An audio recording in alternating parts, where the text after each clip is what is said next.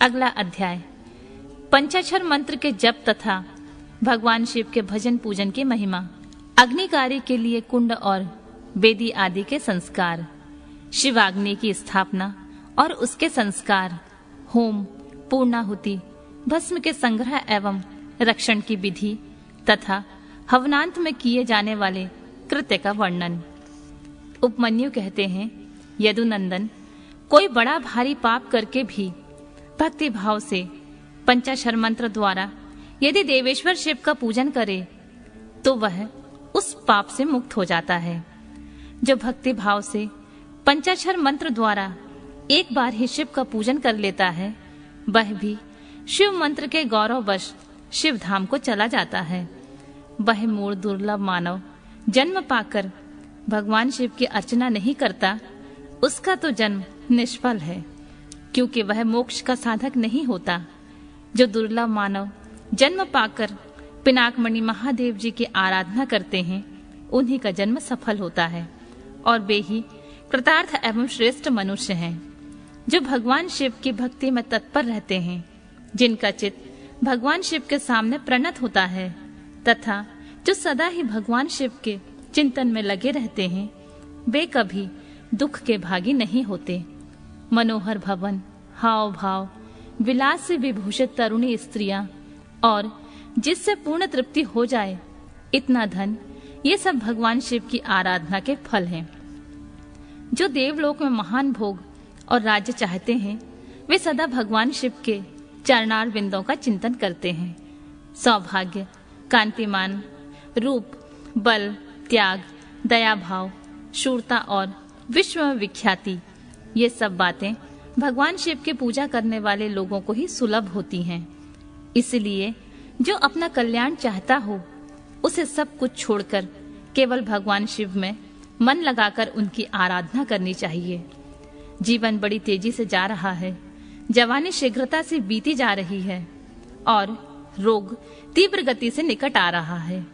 इसलिए सबको पिनाक पाणी महादेव जी की पूजा करनी चाहिए जब तक मृत्यु नहीं आती, जब तक वृद्धावस्था का आक्रमण नहीं होता, जब तक इंद्रियों की शक्ति क्षीण नहीं हो जाती, तब तक ही भगवान शंकर की आराधना कर लो। भगवान शिव की आराधना के समान कोई दूसरा धर्म तीनों लोकों में नहीं है। अब मैं अग्नि कार्य का वर्णन करूंगा। कुंड में, वेदी में, लोहे के हवन पात्र में या नूतन सुंदर मिट्टी के पात्र में विधि पूर्वक अग्नि की स्थापना करके उसका संस्कार करें। तत्पश्चात वहां महादेव जी की आराधना करके होम कर्म आरंभ करें। कुंड 1 या 2 हाथ लंबा चौड़ा होना चाहिए। वेदी को गोल या चौकोर बनाना चाहिए, साथ ही मंडल भी बनाना चाहिए। कुंड विस्तृत और गहरा होना चाहिए। उसके मध्य भाग में अष्टदल कमल अंकित करें। वह 2 या 4 अंगुल ऊंचा हो। कमल के भीतर 2 वितेकी ऊंचाई पर नाभि की स्थिति बताई गई है। मध्यमा उंगली के मध्यम और उत्तम पर्वों के बराबर मध्य भाग या कटी भाग जानना चाहिए। साधु पुरुष 24 अंगुल के बराबर 1 हाथ का परिमाण बताते हैं। कुंड की 3, 2 या 1 मेखला होनी चाहिए। इन मेखलाओं का इस तरह निर्माण करें जिसमें कुंड की शोभा बढ़े। सुंदर और चिकनी योनि बनाएं, जिसकी आकृति पीपल के पत्ते की भांति अथवा हाथी के अधरोष्ट के समान हो। कुंड के दक्षिण भाग या पश्चिम भाग में मेखला के बीचों बीच सुंदर योनि का निर्माण करना चाहिए, जो मेखला से कुछ नीची हो। उसका अग्रभाग कुंड की ओर हो तथा वह मेखला को कुछ छोड़कर बनाई गई हो। वेदी के लिए ऊंचाई का कोई नियम नहीं है। वह मिट्टी या बालू की होनी चाहिए। गाय के गोबर या जल से मंडल बनाना चाहिए।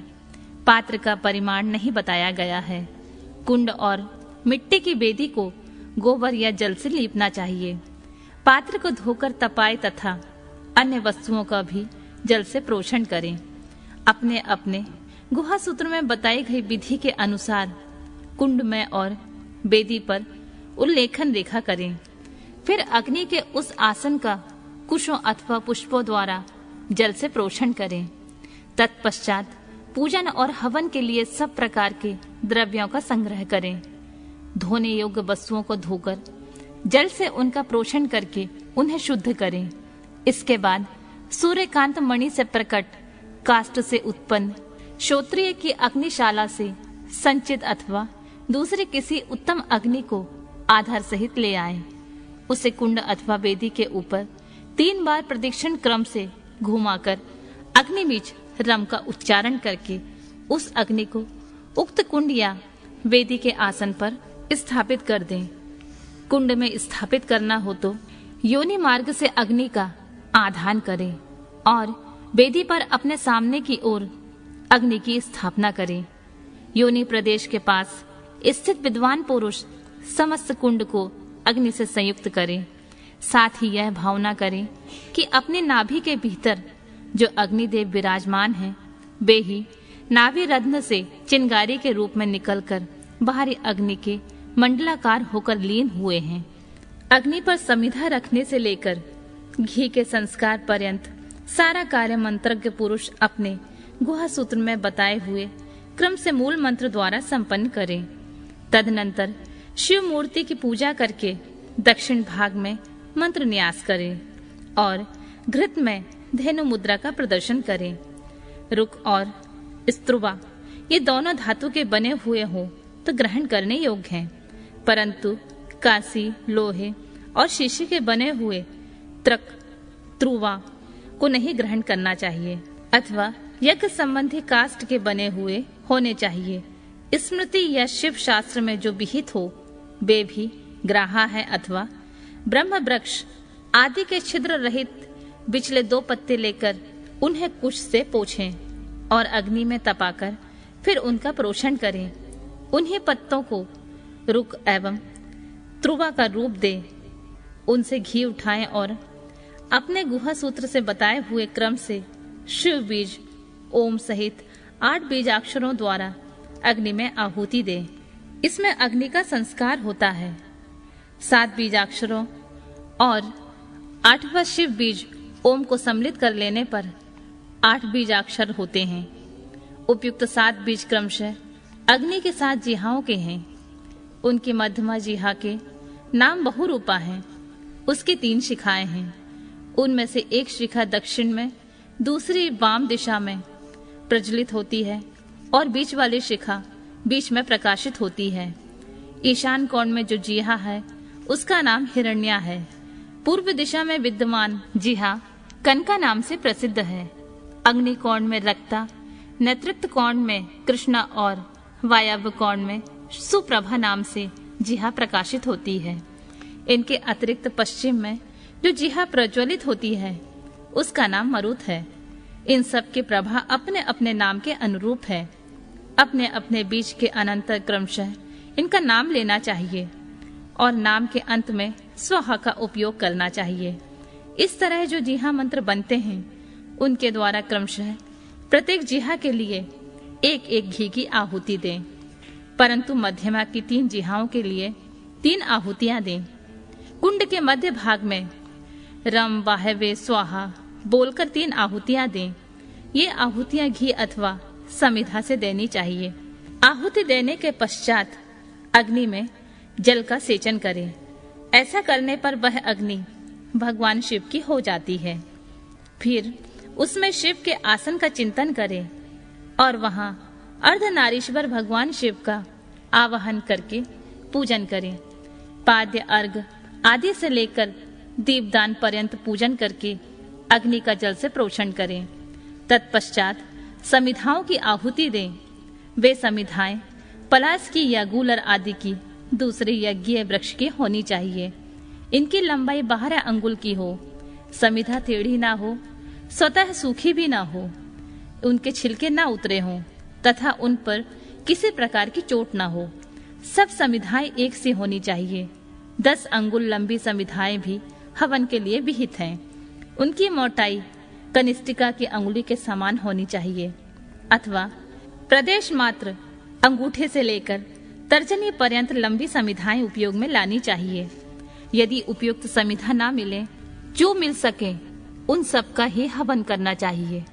समिधा हवन के बाद घी की आहुति दें। घी की धारा दूर्वा दल के समान पतली और 4 अंगुल लंबी हो। उसके बाद अन्न की आहुति देनी चाहिए, जिसका प्रत्येक ग्रास 16-16 मासे के बराबर हो। लावा, सरसों, जौ और तिल, इन सब में घी मिलाकर यथासंभव भक्षलेहा मिश्रण करें तथा इन सब की यथाशक्ति 10, 5 या 3 आहुतियां दें अथवा एक ही आहुति दें। त्रुबा से, समिधा से, त्रुक से अथवा हाथ से आहुति देनी चाहिए।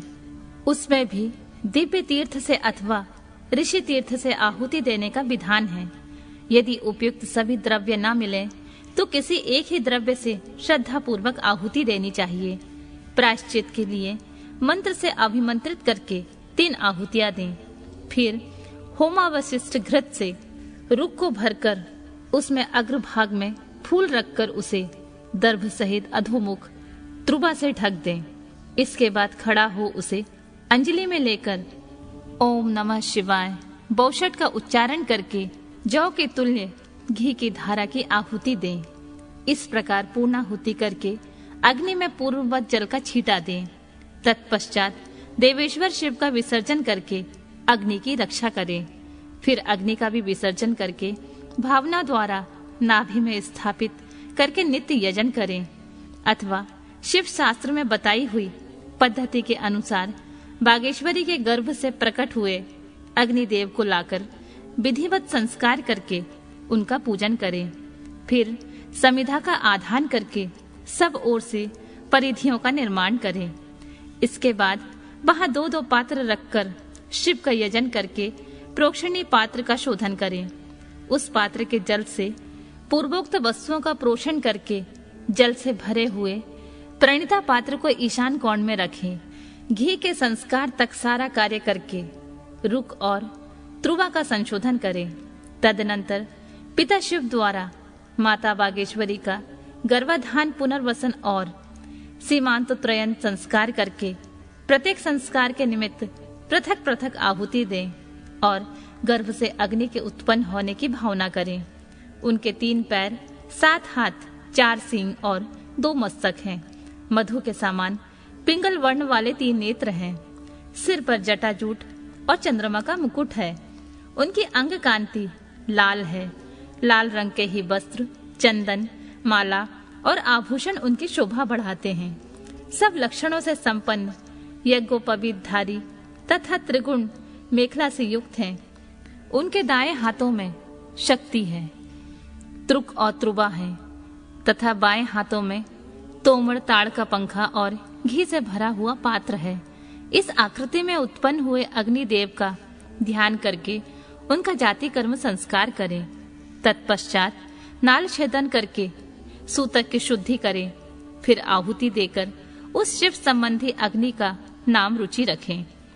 इसके बाद माता पिता का विसर्जन करके चूड़ा कर्म और उपनयन आदि से लेकर आपते होम पर्यंत संस्कार करें। तत्पश्चात घृतधारा आदि का होम करके स्विस्कृत होम करें। इसके बाद रम बीज का उच्चारण करके अग्नि पर जल का छींटा डालें। फिर ब्रह्मा, विष्णु, शिव, ईश, लोकेश्वर गण और उनके अस्त्रों का सब ओर से क्रमशः पूजन करके धूप, दीप आदि की सिद्धि के लिए अग्नि को अलग निकालकर कर्म विधि के ज्ञाता पुरुष पुनः घृत युक्त पूर्वोक्त होम द्रव्य तैयार करके अग्नि में आसन की कल्पना भावना करें और उस पर पूर्ववत महादेव और महादेवी का आवाहन पूजन करके पूर्णाहुति पर्यंत सब कार्य संपन्न करें। अथवा अपने आश्रम के लिए शास्त्र विहित अग्निहोत्र कर्म करके उसे भगवान शिव को समर्पित करें। शिवाश्रमी पुरुष इन सब बातों को समझकर होम कर्म करे। इसके लिए कोई दूसरी विधि नहीं है। शिवाग्नि का भस्म संग्रहणीय है। अग्निहोत्र कर्म का भस्म भी संग्रह करने की योग्य है। वैवाहिक अग्नि का भस्म जो भी परिचक्र, पवित्र एवं सुगंधित हो, संग्रह करके रखना चाहिए। कपिला गाय का वह गोबर जो गिरते समय आकाश में ही दोनों हाथों पर रोक लिया गया हो, उत्तम माना गया है। वह यदि अधिक गीला व अधिक कड़ा ना हो, दुर्गंध युक्त तथा सूखा हुआ ना हो तो अच्छा माना गया है।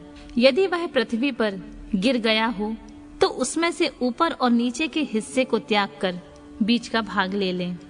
उस गोबर का पिंड बनाकर उसे शिवाग्नि आदि में मूल मंत्र के उच्चारण पूर्वक छोड़ दें। जब वह पक जाए तब उसे निकाल लें। उसमें जितना अधपका हो उसको, और जो भाग बहुत अधिक पक गया हो उसको त्याग कर श्वेत भस्म ले लें और उसे घोट कर चूर्ण बना लें। इसके बाद उसे भस्म रखने के पात्र में रख दें। भस्म पात्र धातु का, लकड़ी का, मिट्टी का, पत्थर का अथवा और किसी वस्तु का बनवा लें। वह देखने में सुंदर होना चाहिए। उसमें रखे हुए भस्म को धन की भांति किसी शुभ, शुद्ध अथवा समतल स्थान पर रखें। किसी अयोग्य या अपवित्र हाथ में भस्म ना दें। नीचे अपवित्र स्थान में भी ना डालें। नीचे के अंगों से उसका स्पर्श ना करें। भस्म की ना तो उपेक्षा करें और ना उसे लांघें। शास्त्रोक्त समय पर उस पात्र से भस्म लेकर मंत्रोच्चारण पूर्वक अपने ललाट आदि में लगाएं। दूसरे समय में उसका उपयोग ना करें, न अयोग्य व्यक्तियों को उसे हाथ में दें। भगवान शिव का विसर्जन ना हुआ हो तभी भस्म संग्रह कर लें, क्योंकि विसर्जन के बाद उस पर चंड का अधिकार हो जाता है। जब अग्नि कार्य संपन्न कर लिया गया हो तब शिव शास्त्रोक्त मार्ग से अथवा अपने गुहा सूत्र में बताई हुई विधि से बलि कर्म करें। तदनंतर अच्छी तरह लिपे पुते मंडल में विद्यासन को बिछाकर विद्या कोश की स्थापना करके क्रमशः पुष्प आदि द्वारा यजन करें। विद्या के सामने गुरु का भी मंडल बनाकर वहां श्रेष्ठ आसन रखें। उस पर पुष्प आदि के द्वारा गुरु की पूजा करें। तदनंतर पूजनीय पुरुषों की पूजा करें और भूखों को भोजन कराएं। इसके बाद स्वयं सुख पूर्वक शुद्ध अन्न का भोजन करें। वह अन्न तत्काल भगवान शिव को निवेदित किया गया हो अथवा उनका प्रसाद हो। उसे आत्मशुद्धि के लिए श्रद्धा पूर्वक भोजन करें। जो अन्न चंड को समर्पित हो उसे लोभवश ग्रहण ना करें। गंध और पुष्पमाला आदि जो अन्य वस्तुएं हैं उनके लिए भी यह विधि समान है, अर्थात चंड का भाग होने पर उसे ग्रहण नहीं करना चाहिए। वहां विद्वान पुरुष मैं ही शिव हूँ ऐसी बुद्धि ना करे। भोजन और आचमन करके शिव का मन ही मन चिंतन करते हुए मूल मंत्र का उच्चारण करें। शेष समय शिव शास्त्र की कथा के श्रवण आदि योग कार्यों में बिताएं। रात का प्रथम पहर बीत जाने पर मनोहर पूजा करके शिव और शिवा के लिए एक परम सुंदर शैया प्रस्तुत करें। उसके साथ ही भक्ष्य भोज, वस्त्र, चंदन और पुष्पमाला आदि भी रख दें। मन से और क्रिया द्वारा भी सब सुंदर व्यवस्था करके पवित्र हो महादेव जी और महादेवी के चरणों के निकट शयन करे। यदि उपासक गृहस्थ हो तो वह अपनी पत्नी के साथ शयन करे। जो गृहस्थ ना हो वे अकेले ही सोए। उस काल आया जान मन ही मन पार्वती देवी तथा पार्षदों सहित अविनाशी भगवान शिव को प्रणाम करके देश कालोचित कार्य तथा शौच आदि कृत्य पूर्ण करें। फिर यथाशक्ति शंख आदि वाद्यों की दिव्य ध्वनियों से महादेव और महादेवी को जगाएं। इसके बाद उस समय खिले हुए परम सुगंधित पुष्पों द्वारा शिवा और शिव की पूजा करके अगला पूर्वोक्त कार्य आरंभ करें। काम्य कर्म के प्रसंग में शक्ति सहित पंचमुख महादेव की पूजा के विधान का वर्णन। तदनंतर शिवाश्रम सेवियों के लिए नैमित्तिक कर्म की विधि बताकर उपमन्यु जी ने कहा, यदुनंदन, अब मैं काम्य कर्म का वर्णन करूंगा जो इहलोक और परलोक में भी फल देने वाला है। शैवों तथा माहेश्वरों को क्रमशः भीतर और बाहरी से करना चाहिए। जैसे शिव और महेश्वर में यह अत्यंत भेद नहीं है, उसी प्रकार शैवों और माहेश्वरों में भी अधिक भेद नहीं है।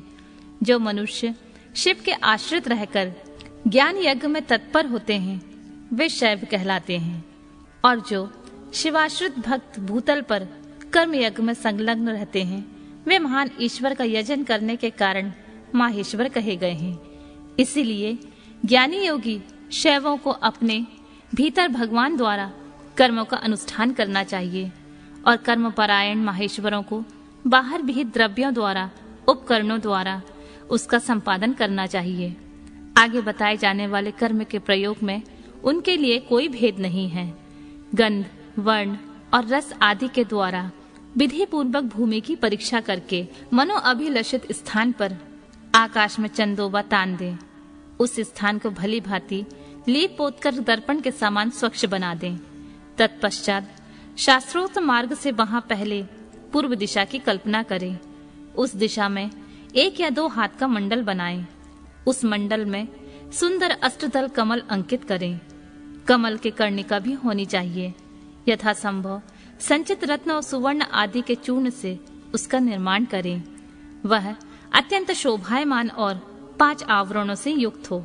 कमल के 8 दलों में पूर्वादि क्रम में अणिमा 8 सिद्धियों की कल्पना करें तथा उसके केसरों में शक्ति सहित वामदेव 8 रुद्रों को पूर्वादि दल के क्रम में स्थापित करें। कमल की कर्णिका में वैराग्य को स्थान दें और बीजों में नव शक्तियों की स्थापना करें। कमल के कंद में शिव संबंधी धर्म और नाल में शिव संबंधी ज्ञान की भावना करें। कर्णिका के ऊपर अग्निमंडल, सूर्यमंडल और चंद्रमंडल की भावना करें। इन मंडल के ऊपर शिव तत्व, विद्या तत्व और आत्मा तत्व का चिंतन करें। संपूर्ण कमलासन के ऊपर सुख पूर्वक विराजमान और नाना प्रकार के विचित्र फूलों से अलंकृत 5 आवरणों सहित भगवान शिव का माता पार्वती के साथ पूजन करें। उनकी अंग कांति शुद्ध स्फटिक मणि के समान उज्जवल है। वे सतत प्रसन्न रहते हैं। उनकी प्रभा शीतल है। मस्तक पर विदुम्न मंडल के समान चमकीली जटा रूप मुकुट उनकी शोभा बढ़ाता है। वे व्याघ चर्म धारण किए हुए हैं। उनके मुखार बिंद पर कुछ कुछ मंद मुस्कान की छटा छा रही है। उनके हाथ की हथेलियां और पैरों के तलवे लाल कमल के समान अरुण प्रभा से उद्दासित हैं। वे भगवान शिव समस्त शुभ लक्षणों से संपन्न और सब प्रकार के आभूषणों से विभूषित हैं। उनके हाथों में उत्तमोत्तम दिव्य आयुध शोभा पा रहे हैं और अंगों में दिव्य चंदन का लेप लगा हुआ है। उनके 5 मुख और 10 भुजाएं, अर्धचंद्राकार उनकी शिखा के मणि हैं। उनका पूर्ववर्ती मुख प्रातः काल के सूर्य की भांति अरुण प्रभा से उद्दासित एवं सौम्य है। उनमें 3 नेत्र रूपी कमल खिले हुए हैं तथा सिर पर बाल चंद्रमा का मुकुट शोभा पाता है। दक्षिण मुख नील जलधर के समान श्याम प्रभा से भासित होता है। उसकी भौहें टेढ़ी हैं और देखने में भयानक है। उसमें गोलाकार लाल लाल आंखें दृष्टिगोचर होती हैं। दाढ़ी के समान वह मुख विकराल जान पड़ता है। उसका पराभव करना किसी के लिए कठिन है। उसके अधर पल्लव फड़कते रहते हैं। उत्तरवर्ती मुख मूंगे की भांति लाल है। काले काले केशपाश उनकी शोभा बढ़ाते हैं। उनमें विभ्रम विलास से युक्त 3 नेत्र हैं और उनका मस्तक अर्धचंद्रमय मुकुट से विभूषित है। भगवान शिव का पश्चिम मुख पूर्ण चंद्रमा के समान उज्जवल तथा 3 नेत्रों से प्रकाशमान है। उनका मस्तक चंद्रलेखा की शोभा धारण करता है। वह मुख देखने में सौम्य है और मंद मुस्कान की शोभा से उपासकों के मन को मोह लेता है। उनका 5वां मुख स्फटिक मणि के समान निर्मल चंद्रलेखा से सुसज्जित अत्यंत सौम्य तथा 3 प्रफुल्ल नेत्र कमलों से प्रकाशमान है। भगवान शिव अपने दाएं हाथ में शूल, परशु, वज्र, खड़ग और अग्नि धारण करके उन सबके प्रभा से प्रकाशित होते हैं तथा बाएं हाथ में नाग, बाण, घंटा, पाश तथा अंकुश उनकी शोभा बढ़ाते हैं। पैरों से लेकर घुटने तक का भाग निवृत्ति कला से संबद्ध है। उसके ऊपर नाभि तक का भाग प्रतिष्ठा कला से, कंठ तक का भाग विद्या कला से, ललाट तक का भाग शांति कला से और उसके ऊपर का भाग शांति अतीता कला से संयुक्त है। इस प्रकार वे पंचध्व व्यापित तथा साक्षात पंचकलामय शरीरधारी हैं। ईशान मंत्र उनका मुकुट है। तत्व पुरुष मंत्र उन पुरातन देव का मुख है। अघोर मंत्र हृदय है। वामदेव मंत्र उन महेश्वर का गुहा भाग है और सद्वजातम मंत्र उनका युगल चरण है। उनकी मूर्ति 38 कलामयी है। परमेश्वर शिव का विग्रह मातृकामय, पंच ब्रह्मा, ईशान सर्व विद्या नाम आदि 5 मंत्रमय, प्रणवमय तथा हंस शक्ति से संपन्न है। इच्छा शक्ति उनके अंग में आरूढ़ है। ज्ञान शक्ति दक्षिण भाग में है। और क्रिया शक्ति वाम भाग में विराजमान है। ये त्रितत्वमय है, अर्थात आत्म तत्व, विद्या तत्व और शिव तत्व उनके स्वरूप हैं। ये सदाशिव साक्षात विद्या मूर्ति हैं और इस प्रकार इनका ध्यान करना चाहिए। मूल मंत्र से मूर्ति की कल्पना और सरलीकरण की क्रिया करके मूल मंत्र से ही यथोचित रीति से क्रमशः पाद्य आदि विशेष अर्घ पर्यंत पूजा करें। फिर पराशक्ति के साथ साक्षात मूर्तिमान शिव का पूर्वोक्त मूर्ति में आवाहन करके परमेश्वर महादेव का गंधादि पंचोपचार द्वारा पूजन करें। 5 ब्रह्म मंत्रों से, 6 अंग मंत्रों से, मातृका मंत्र से, प्रणव से, शक्तियुक्त शिव मंत्र से, शांत तथा अन्य वेद मंत्रों से अथवा केवल शिव मंत्र से उन परम देव का पूजन करें। पाद्य से लेकर मुखार शुद्धि पर्यंत पूजन संपन्न करके इष्ट देव का विसर्जन किए बिना ही क्रमशः 5 आवरणों की पूजा आरंभ। आवरण पूजा की विस्तृत विधि तथा उक्त विधि से पूजा की महिमा का वर्णन। उपमन्यु कहते हैं, यदुनंदन पहले शिवा और शिव के दाएं और बाएं भाग में क्रमशः गणेश और कार्तिकेय का गंध आदि 5 उपचारों द्वारा पूजन करें। फिर इन सब के चारों ओर ईशान से लेकर सद्योजात पर्यंत 5 ब्रह्म मूर्ति का शक्ति सहित क्रमशः पूजन करें। प्रथम आवरण में किया जाने वाला यह पूजन है। उसी आवरण में हृदय आदि 6 अंगों तथा शिव और शिवा का अग्निकोण से लेकर पूर्व दिशा पर्यंत 8 दिशाओं में क्रमशः पूजन करें। वहीं वामा आदि शक्तियों के साथ वाम आदि 8 रुद्रों की पूर्वादि दिशाओं में क्रमशः पूजा करें।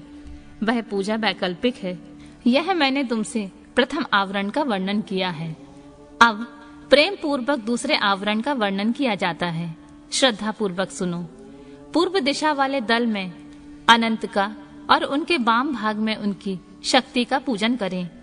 दक्षिण दिशा वाले दल में शक्ति सहित सूक्ष्म देव की पूजा करें। पश्चिम दिशा के दल में शक्ति सहित शिवोत्तम का, उत्तर दिशा वाले दल में शक्ति युक्त एक नेत्र का, ईशान कोण वाले दल में एक रुद्र का और उनकी शक्ति का, अग्निकोण वाले दल में त्रिमूर्ति और उनकी शक्ति का, नैतृक्त कोण में दल में श्रीकंठ और उनकी शक्ति का तथा वायव्य कोण वाले दल में शक्ति सहित शिखंडी का पूजन करें। समस्त चक्रवर्तियों की भी द्वितीय आवरण में ही पूजा करनी चाहिए।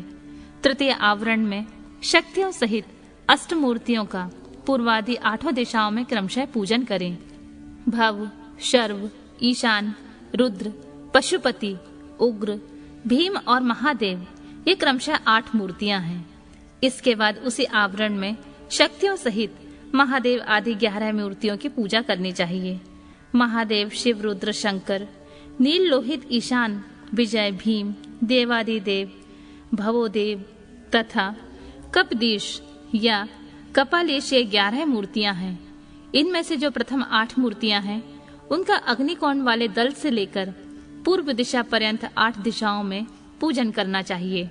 देवदेव को पूर्व दिशा के दल में स्थापित एवं पूजित करें और ईशान का पुनः अग्निकोण में स्थापन पूजन करें। फिर इन दोनों के बीच में भवोदय की पूजा करें और उन्हीं के बाद कपालीश का स्थापन पूजन करना चाहिए। उस तृतीय आवरण में फिर वृषभराज का, पूर्व में नंदी का, दक्षिण में महाकाल का, उत्तर में शास्ता का, अग्निकोण के दल में मातृकाओं का, दक्षिण दिशा के दल में गणेश जी का, नैऋत्य कोण में दल में कार्तिकेय का, पश्चिम दल में ज्येष्ठा का, वायव्य कोण के दल में गौरी का, उत्तर दल में चंड का, ईशान कोण में शास्ता एवं नंदीश्वर के बीच में मुनीन्द्र वृषभ का यजन करें। महाकाल के उत्तर भाग में पिंगल का, शास्ता का और मातृकाओं के बीच में भृंगीश्वर, मातृकाओं तथा गणेश जी के बीच में वीरभद्र का, स्कंदन और गणेश जी के बीच में सरस्वती देवी का, ज्येष्ठा और कार्तिकेय के बीच में शिव चरणों की अर्चना करने वाली श्री देवी का, ज्येष्ठा और गणाम्बा गौरी के बीच में महामौटी की पूजा करें। गणाम्बा और चंड के बीच में दुर्गा देवी की पूजा करें। इसी आवरण में पुनः शिव के अनुचर वर्ग की पूजा करें। इस अनुचर वर्ग में रुद्रगण, प्रथम गण और भूतगण आदि हैं। इन सब के विविध रूप हैं और ये सब के सब अपने शक्तियों के साथ हैं। इनके बाद एकाग्रचित होकर शिवा के सखी वर्ग का भी ध्यान और पूजन करना चाहिए।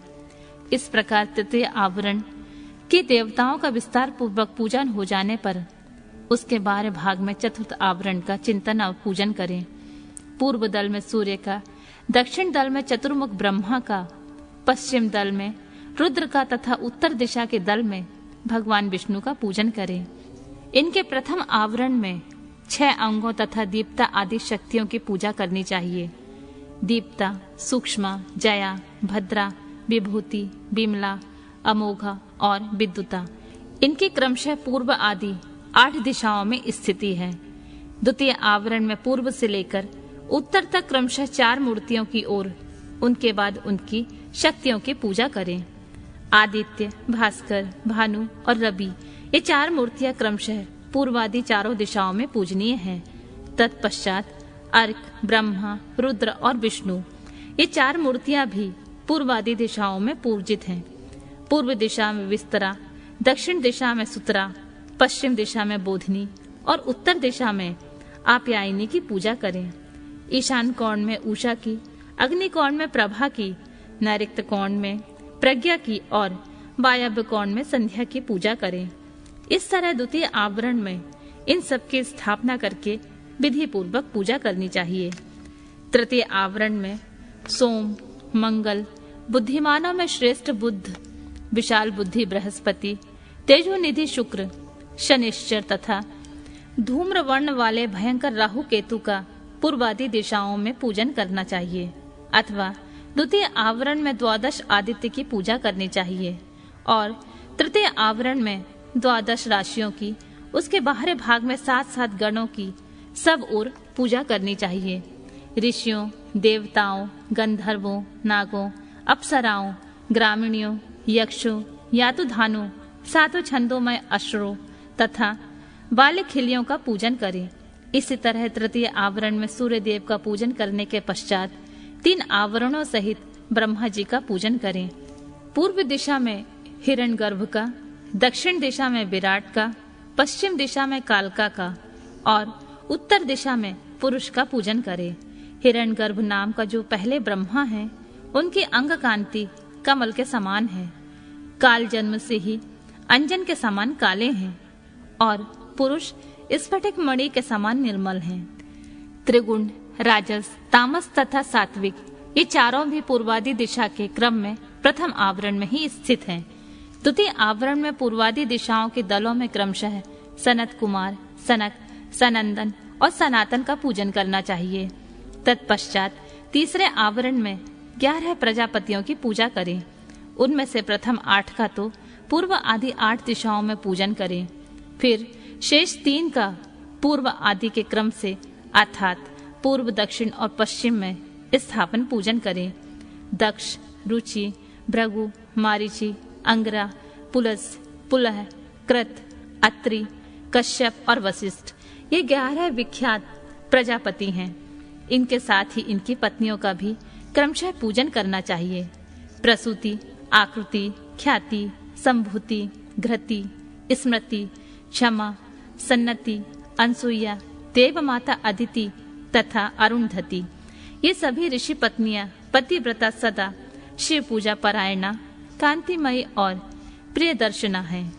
अथवा प्रथम आवरण में वेदों का पूजन करें।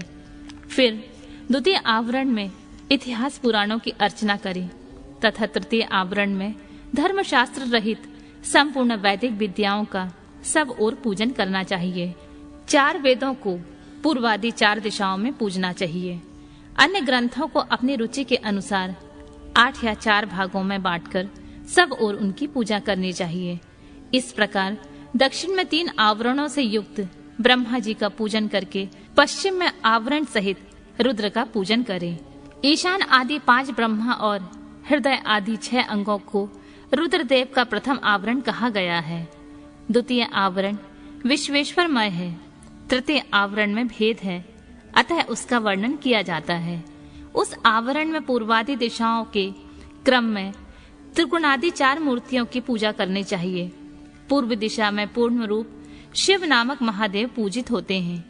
इनकी त्रिगुण संज्ञा है क्योंकि ये त्रिगुणात्मक जगत के आश्रय हैं।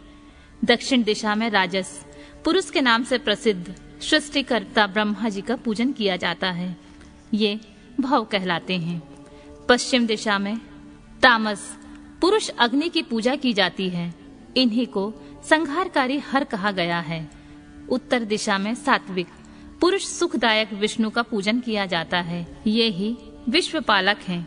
इस प्रकार पश्चिम भाग में शंभु के शिव रूप का, जो 25 तत्वों का साक्षी 26वां तत्व रूप है, पूजन करके उत्तर दिशा में भगवान विष्णु का पूजन करना चाहिए। इनके प्रथम आवरण में वासुदेव को पूर्व में, अनिरुद्ध को दक्षिण में, प्रनुद्ध को पश्चिम में और संकर्षण को उत्तर में स्थापित करके इनकी पूजा करनी चाहिए। प्रथम आवरण बताया गया है। अब द्वितीय शुभ आवरण बताया जाता है। मत्स्य, कूर्म, वराह, नरसिंह, वामन तीनों में से एक राम, आप, कृष्ण और हयग्रीव ये तीनों आवरण में पूजित होते हैं। तृतीय आवरण में पूर्व भाग में चक्र की पूजा करें। दक्षिण भाग में कहीं भी प्रतिहत न होने वाले नारायणास्त्र का यजन करें। पश्चिम भाग में पंचजन्य का और उत्तर भाग में शांग धनुष की पूजा करें। इस प्रकार 3 आवरणों से युक्त साक्षात विश्व नामक परम हरि महाविष्णु की, जो सदा सर्वत्र व्यापक है, मूर्ति की भावना करके पूजा करें। इस तरह विष्णु के चतुर्व्यूह क्रम से 4 मूर्तियों का पूजन करके क्रमशः उनकी 4 शक्तियों का पूजन करें। प्रभा के अग्नि कोण में सरस्वती का, नैऋत्य कोण में गणाम्बिका का और वायव्य कोण में लक्ष्मी जी का, ईशान कोण में पूजन करें। इस प्रकार भानु आदि मूर्तियां और उनकी शक्तियों का पूजन करके उसी आवरण में लोकेश्वरों की पूजा करें। उनके नाम इस प्रकार हैं: इंद्र, अग्नि, यम, निरुति, वरुण, वायु, सोम, कुबेर और ईशान। इस प्रकार चौथे आवरण की विधि पूर्वक पूजा संपन्न करके 12 भाग में महेश्वर के आयुधों की अर्चना करें। ईशान कोण में तेजस्वी त्रिशूल की, पूर्व दिशा में वज्र की, अग्नि कोण में परशु की, दक्षिण में बाण की, नैऋत्य कोण में खड़ग की, पश्चिम में पाश की, वायव्य कोण में अंकुश की और उत्तर दिशा में पिनाक की पूजा करें। तत्पश्चात पश्चिमाभिमुख रुद्र रूपधारी क्षेत्रपाल की अर्चना करें। इस तरह पंचम आवरण की पूजा का संपादन करके समस्त आवरण देवताओं के 12 भाग में अथवा 5वें आवरण में ही मातृकाओं सहित महावृषभ नंदकेश्वर का पूर्व दिशा में पूजन करें। तदनंतर समस्त देव योनियों की चारों ओर अर्चना करें। इनके सिवा जो आकाश में विचरने वाले ऋषि, सिद्ध, दैत्य, यक्ष, राक्षस, अनंत आदि नागराज, उन नागेश्वरों के कुल में उत्पन्न हुए अन्य नाग, डाकिनी, भूत, बेताल, प्रेत और भैरवों के नायक, नाना योनियों में उत्पन्न हुए अन्य पातालवासी जीव, नदी, समुद्र, पर्वत, वन, सरोवर, पशु, पक्षी, वृक्ष, कीट आदि शूद्र योनि के जीव, मनुष्य, नाना प्रकार के आकार वाले भृग, क्षुद्र जंतु, ब्रह्मांड के भीतर लोक, कोटि कोटि ब्रह्मांड, ब्रह्मांड के बाहर के असंख्य भुवन और उनके अधीश्वर तथा 10 दिशाओं में स्थित ब्रह्मांड के आधारभूत रुद्र हैं और गुण जनित, माया जनित, शक्ति जनित तथा उससे भी परे जो कुछ शब्दवाच्य जड़ चेतनात्मक प्रपंच हैं, उन सबको शिवा और शिव के पार्श्व भाग में स्थित जानकर उनका सामान्य रूप से यजन करें।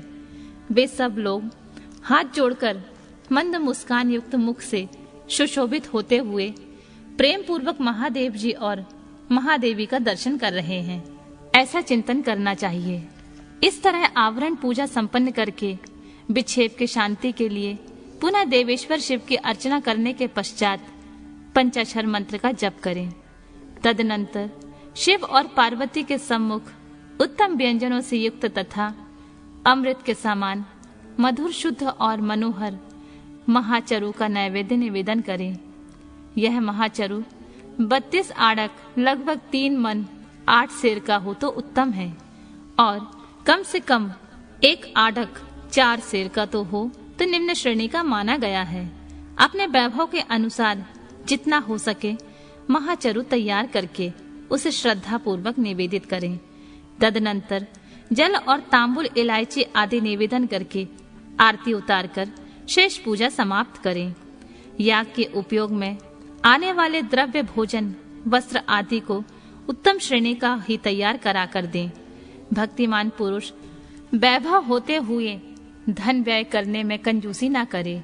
जो शठ या कंजूस है और पूजा के प्रति उपेक्षा की भावना रखता है, वह यदि कृपणतावश कर्म को किसी अंग से हीन कर दे तो उसके वे काम्य कर्म सफल नहीं होते, ऐसे सत्पुरुषों का कथन है। इसलिए मनुष्य यदि फल सिद्धि का इच्छुक हो तो उपेक्षा भाव को त्याग कर संपूर्ण अंगों के योग से काम्य कर्मों का संपादन करे। इस तरह पूजा समाप्त करके महादेव और महादेवी को प्रणाम करे। फिर भक्ति भाव से मन को एकाग्र करके स्तुति पाठ करे। स्तुति के पश्चात साधक उत्सुकता पूर्वक कम से कम 108 बार और संभव हो तो 1000 से अधिक बार पंचाक्षरी विद्या का जप करे। तत्पश्चात क्रमशः विद्या और गुरु की पूजा करके अपने अभिद्या और श्रद्धा के अनुसार यज्ञ मंडप में सदस्यों का भी पूजन करे। फिर आवरणों सहित देवेश्वर शिव का विसर्जन करके यज्ञ के उपकरणों सहित वह सारा मंडल गुरु को अथवा शिव चरण आश्रित भक्तों को दे दे, अथवा उसे शिव के ही उद्देश्य से शिव के क्षेत्र में समर्पित कर दे, अथवा समस्त आवरण देवता का यथोचित रीति से पूजन करके 7 प्रकार के होम द्रव्यों द्वारा शिवाग्नि में इष्ट देवता का यजन करे। 3 लोकों में विख्यात योगेश्वर नामक योग है। इससे बढ़कर कोई दूसरा योग त्रिभुवन में कहीं नहीं है। संसार में कोई ऐसी वस्तु नहीं है जो इससे साध्य ना हो। इस लोक में मिलने वाला कोई फल या परलोक में इसके द्वारा सब सुलभ है। यह इसका फल नहीं है, ऐसा कोई नियंत्रण नहीं किया जा सकता, क्योंकि संपूर्ण श्रेय रूप साध्य का यह श्रेष्ठ साधन है। यह निश्चित रूप से कहा जा सकता है कि पुरुष जो कुछ फल चाहता है वह सब चिंतामणि के समान इसे प्राप्त हो सकता है।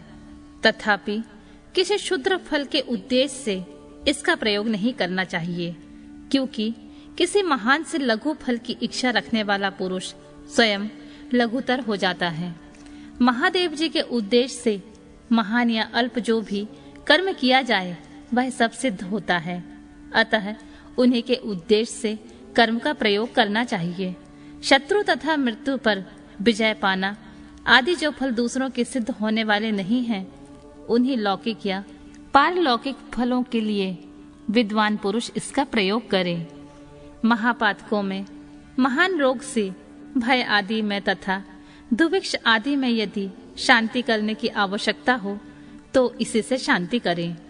अधिक बढ़ चढ़कर बातें बनाने से क्या लाभ।